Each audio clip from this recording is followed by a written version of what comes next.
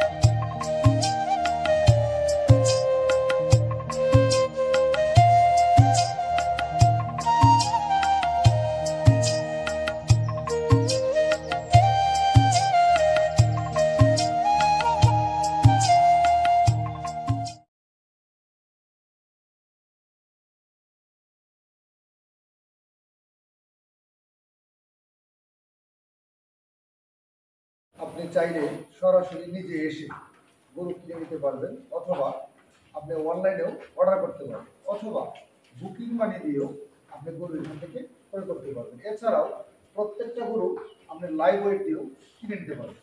ধন্যবাদ।